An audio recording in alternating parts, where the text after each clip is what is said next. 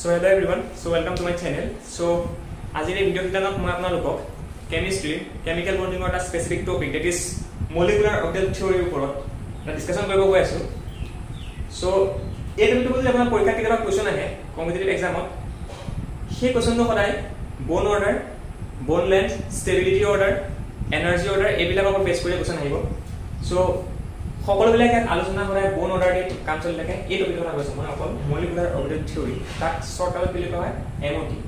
So ভাবি লৈছো আপোনালোকে এমঅটি কোৱেশ্চন সলভ কৰিব পাৰে বা এবাৰ হলেও সলভ কৰি পাইছে হায়াৰ সেকেন্ডাৰী টাইমত, ঠিক আছে। সো মই আজি এই ভিডিঅ'টোত মই কি কৰিম যে আপুনি শৰ্টকাট ইউজ কৰি কেনেকৈ মানে এই এমঅটি কোৱেশ্চন সলভ কৰিব। সো এইকাৰণে ভিডিঅ'টো আপোনালোকে চাওক শিকিব লাগিব। চাওকচোন। So definition point of view যদি আপনি চাব যায় bone order মানে কি হয়? Bone order মানে আছে the number of bonds that can be formed between two atoms. That means যে দুটা এটমৰ মাজত কিমানটা বন গঠন হৈ আছে হেতুই চাব গলে bone order. এতিয়া আমি যদি জানো যে হাইড্ৰোজেনৰ মাজত কেইটা বন থাকে? এটা বন থাকে। That means হাইড্ৰোজেনৰ bone order কিমান হয়? 1 is. তো অক্সিজেনৰ মাজত বন কেইটা বন থাকে? দুডাল বন থাকে। অৰ্থাৎ দ্বি বান্ধনী থাকে। That means bone order কিমান হ'ব? 2. নাইট্ৰজেন মলিকুলৰ মাজত কেইটা থাকিব? 3. মানে গম পাইছে কি কৈছো যে ওটোৰ কাৰণে কি হ'ব O বন O that means ইয়াৰ বন অৰ্ডাৰ কিমান হ'ব 2 হাইড্ৰোজেনৰ কাৰণে যদি মই লিয়াম তেতিয়া কি হ'ব মই H বন H that means এটাৰ কিমান হ'ব 1 কাৰণ দুটা বন যেনে 2 আছে এটা বন যেনে ইয়াত আছে 1 আছে N2 মলিকুলৰ কাৰণে যদি মই লিয়াম N ট্ৰিপল বন N that means তিনিটা বন আছে গতিকে বন অৰ্ডাৰ কিমান হ'ব 3 আচ্ছা। সো এইটা বন অৰ্ডাৰ মই লাইছো কেনেকৈ লাইছো মোৰ অবজাৰভেশন পইণ্ট অফ ভিউ পৰা লাইছো অৰ্থাৎ আসলতে বন অৰ্ডাৰ ওলোৱাৰ এটা তৰিকা আছে এটা মানে প্যাটাৰ্ন আছে তেনেকৈ ওলাব পাৰি দ্যাট মিন্স এনাৰ্জি লেভেল আপুনি যদি ইনক্ৰিজিং অৰ্ডাৰ ফিল আপ কৰি যায় তেতিয়া তাৰ পৰা বনাব পাৰি সেই অৰ্ডাৰ কেনেকুৱা হয় আমি জানো সবে জানো ন ভাবিলে কি হয় sigma 1s sigma star 1s sigma 2s sigma star 2s pi 2px pi 2py pi star 2px pi star 2py sigma 2pz এনেকা অৰ্ডাৰ হয় তো s অৰ্বিটেলে কেইটা ইলেক্ট্ৰন অকুপাই কৰি ৰাখিব ম্যাক্সিমাম দুটা তেনেকে px দুটা py দুটা তো বাকিলা তেনেকে দুটা এটাকে ফিল আপ কৰি গৈ থকা হয় হয়নে হয়। এতিয়া কথা হ'ল কি যে এটো কথা আমি শিকিছো মানে আপুনি যদি এন্ট্ৰেন্সত কোৱেশ্চন বিলাক আহে আপুনি এই টুলটাকে কৰিলেও আপোনাৰ কোৱেশ্চন আনসাৰ ওলাব নো ডাউট শুদ্ধ সম্পূৰ্ণ শুদ্ধ কিন্তু কথাটো কি হলে বহুত টাইম কনজিউমিং হয়। এতিয়া মই শৰ্টকাট দেখাই দিম আৰু শৰ্টকাটটো শিকক ঠিক আছে। সো ভিডিওটো পজ নকৰাকৈ আমি শেষলৈকে চাই থাকক ভিডিওটো। সো চাওক এইবিলাক হাই সেকেন্ডাৰী বৰ্ডত ক'ব লাগিব এইবিলাক একদম মানে 2G সলিউশন এইবিলাক কি হয় 2G তো আমি এটা কি হয় জিঅ' জামানা হয় সো আমি কি দেখাব লাগিব 4G হা তো 4G দেখাইছো কিমান ফটাফট লাগাইছো কিমান ফটাফট কৰি দিম মই কেলকুলেশন আপুনি আপোনাৰ যদি নাম্বাৰ অফ ইলেক্ট্ৰন আপোনাৰ কাম কৰা আপুনি এই কৰিব নালাগে নাম্বাৰ অফ ইলেক্ট্ৰন কিমান আছে আপুনি সেইটো কাউন্ট কৰি দিলে কাম খতম আপোনাৰ নাম্বাৰ অফ ইলেক্ট্ৰন যদি আপোনাৰ 8 আৰু 14 মাজত যদি নাই কৈছে তেতিয়া হলে আপোনাৰ এন্টি বন্ডিঙত থকা ইলেক্ট্ৰনৰ সংখ্যা সদায় 4 হ'ব আকৌ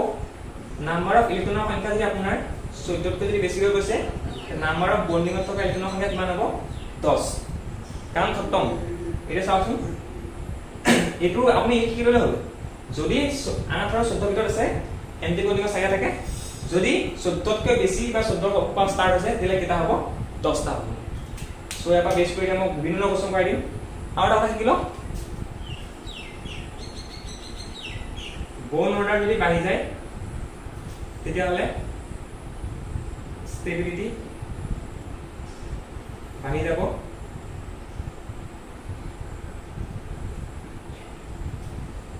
bone length কমি so bone order উদাহৰণৰ ফৰ্মুলা কি আছে number of bonding electron minus number of anti bonding electron divided by 2 অৰ্থাৎ মই যদি বন্ডিঙত থকা ইলেক্ট্ৰন আৰু এন্টি বন্ডিঙত থকা ইলেক্ট্ৰন কেনেকৈ যদি মই কাউন্ট কৰিব পাৰো তেতিয়ালে সেইটা পাতি পেলাই মই পাতি দিলে আমাৰ এনসাৰ আহি আছে আৰু যেতিয়া bone order মই পাই যাম তেতিয়ালে মই stability order bone length order মই ডিটাৰমাইন কৰিব পাৰিম মানে এতিয়া মই পুৰা নাই বাৰু অকল bone order কথা কৈছো চাবচোন মই কিমান ফটাফট কামটো কৰি দিম এতিয়া O2 আছে O2 সাগৰ O2 আছে নে O2 থকা ইলেক্ট্ৰন কিমান আছে মানে কাউন্ট কৰি দিও আসুন এটা অপচনত 8 থাকিব এটা 8টা থাকিব ইটো কাৰণে থাকে 8টা দ্যাট মিন্স কিটা আছে 16 16 তো 14 কে ডাঙৰ হয় নহয় ডাঙৰ হয় 14 যদি 16 তো 14 কে ডাঙৰ হয় বন্ডিং কেটা ইলেক্ট্ৰন আছে 10টা বন্ডিং কেটা থাকিব 10টা তো বন্ডিং যদি 10টা আছে এন্টিমনি কেটা থাকিব 16 ৰ যদি কিমান কিমান হ'ব 6টা ডিভাইড বাই 2 কিমান হ'ব এটা মানে লে বন্ধুরা 2 এই 2 লয় না সব সব তুমি জানো দিলা নাই 2 এসে নাই আলো চাবলে সব নাইট্রোজেন নাইট্রোজেন কিমান হয় 14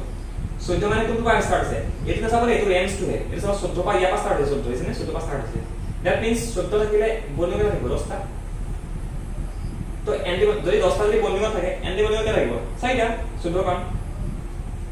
ডিভাইড বাই 2 কিমান 10 আই গলে 6 6 দিয়ে কাটিলে কিমান হ'ব 3 ঠিক আছে তিনটা আছে তেনেকৈ কাম কৰিলে O2 সাবস্টেন্স হ'ব O2 কিমান হ'ব সাব O2 কাৰণে কিমান আছে 16 প্লাস 4 কাৰণে কেটা এটা গুছি গল দ্যাট মিন্স কেটা আছে 15টা আছে 15 ইজ গ্ৰেটাৰ দেন 16 কে মান 16 কে ডাঙৰ না 15 হয় যদি এক মান হলো 15টা সো যদি 15 16 কে ডাঙৰ হয় গতিকে ইয়া বন্ডিং এটা থাকিব 10টা এন্টিবডি 5টা ডিভাইড বাই 2 তো দ্যাট মিন্স মানে হ'ব 10 5 গলে 5 5 ক ঘন কৰিলে কিমান হ'ব 2.5 O2 মাইনাস তেনেকৈ থ এটা কেটা আছে 16 বাই মাইনাসৰ কাৰণে এটা যোগ হৈ যাব ইলেক্ট্ৰন কিমান হ'ব 17টা দ্যাট মিন্স বন্ডিং 10টা এন্টি বন্ডিং কেটা 7টা ডিভাইড বাই 2 এটা কিমান হ'ব 10 7 গলে 3 ডিভাইড বাই কিমান হ'ব 1.5 এসে এন তো সবাই কি পাম মই নাইট্রোজেন কেটা থাকিব 7টা অক্সিজেন কেটা থাকিব 8টা 8 সাথে 15 ইজ কেটা কিমান 14 কে ডাঙৰ গলে কেটা হ'ব 15টা গলে কেটা হ'ব 10 minus 5 divided by 2 এটো কলে কিমান পাম মই 2.5 n plus substance n plus n মানে যদি 15 হয় n plus মানে কেটা লস হ'ব তেলে কেটা হ'ব 14টা হ'ব 14 কিন্তু 14টো কবা ফর্ম আছে এটা ফর্ম আছে গতিকে কি হ'ব একে কাহিনী 10 minus 4 divided by 2 কিমান হ'ব 10 চাই গলে কিমান 6 গ্রহণ করলে কিমান হ'ব 3 তাইটা কি আপনি চাওচোন এটো বেশি আছে তারপর এটো হাইস তারপর এটো হাইস দ্যাট মিন্স অর্ডারটো মই লিখবলৈ যাও বন অর্ডার n প্লাস ইকুয়াল কা হলে আহিব n টো বরাবর হ'ব তাৰ পৰা এটা আহিব n আহিব নে n আহিব আৰু ইয়াত O2 প্লাস আহিব তাৰ বরাবর আহিব নেক্সট থাকিলে কি O2 next কি হল O2 minus এটো কারবালে মই অর্ডার পাই গলো তো বোন অর্ডার মই ইনক্রিজিং অর্ডার পাই গলো ঠিক আছে সো শর্টকাট হয় ঠিকি লও এটো সো তেনেকে আপুনি এটো মই এটা দেখাইছো দে ভিডিও এটা এটো মানে এটা ফার্স্ট কোশ্চেন দেখাইছো মই আপোনাক সো আপুনি এটা 8 পৰা 14 তে ৰেঞ্জত লাই কৰা কোশ্চেন আপুনি এনসার নিকে পাইব সো এটো লগাই দিব এই মেথড লগাই দিও মই ভিডিওটো কৰি দেখাই আছো কোশ্চেনটো আপুনি চাই দিও ভিডিওটো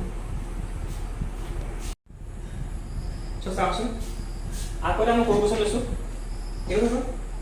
বেরিয়াম 2 প্লাস বেরিয়াম 2 মাইনাস আৰু এটা লিথিয়াম 2 প্লাস 2 মাইনাস আয়ন লৈছো তো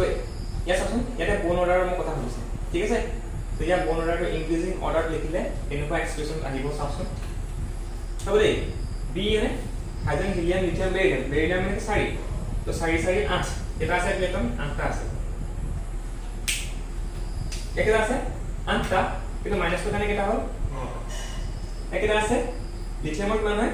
3 দুটা লিথিয়ামৰ কানে 6 আকৌ -2 মানে কিমান আহিলে ৰাইট আচ্ছা তো এটো কোনটো কোশ্চেন কৈছে উপৰ কোশ্চেন কৈছে নাম্বাৰ অফ ইলেক্ট্ৰন 8 আৰু 14 লাগি আছে তো ইয়াত চাচোন যদি 14 লাই কৰে তেলে এন্টিবডি কেটা থাকে 4টা আচ্ছা তো কি লিখিলো এন্টিবডি 4টা আছে তো বন্ডিং কেটা থাকিব তো এন্টিবডি 4টা থাকে বন্ডিং কেটা থাকিব 4টা তো आंसर কানে আহিব 0 ইয়াত চাচোন এন্টিবডি কেটা থাকিব 4টা তো বন্ডিং কেটা থাকিব 5টা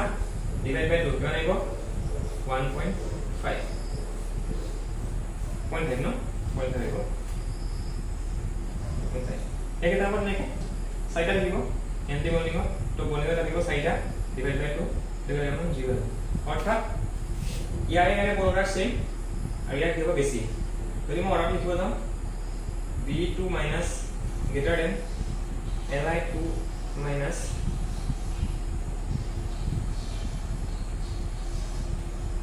equal to কি হ'ব B2 বুজি পাইছে পাইছে ন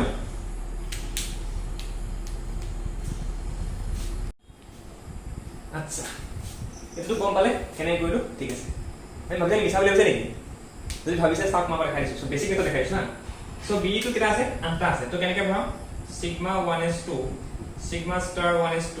sigma 2s2 sigma star 2s2 2 4 6 8 হৈ গল এটা বন্ধটা কাম কৰিম দেই চাব দেই নাই মই চাও বন্ধটা আছে দুটা দুটা চাৰিটা এনে কেটা আছে চাৰিটা চাও দুটা চাৰিটা দুটা চাৰিটা ডিভাইড বাই কিমান 0 0 আছে আহিছে B2 মাইনাস B2 মাইনাস নটা আছে ন হ'ব দেই sigma 1s2 sigma star 1s2 sigma 2s2 sigma star 2s2 pi 2px1 pi 2px kan হ'ব 1 বলিও সাকে আছে 2 4 একেটা পাঁচটা 5 এন্টি বলিও সাকে আছে দুটা চাৰিটা ইয়াৰ মানে দুটা নাই 0.5 আহিলে আহিছে তো এৰাই তো মাইনাসৰ কাৰণে কি হ'ব চাচোন 8টা আছে গতিকে কাম কৰিব 8টা থাকিলে কৈ হ'ব ন আকৌ বাৰ বাৰ নকৰিব গতিকে এতিয়া যদি এইটো যদি ভাবিলে যে এটা বহুত ডাঙৰ কথা আপুনি শিকিলে এটো আচলতে শৰ্টকাট হয় এটো এনজেস স্পেসিফিক হয় তো মই শিকাই দিলো শৰ্টকাটটো যদি ভিডিঅ চাই সঁচাকে ভাল লাগিলে ভিডিঅ লাইক কৰিব শেয়াৰ কৰিব কমেন্ট কৰি জনাব কেনেকুৱা লাগিছে ঠিক আছে so stay blessed stay safe thank you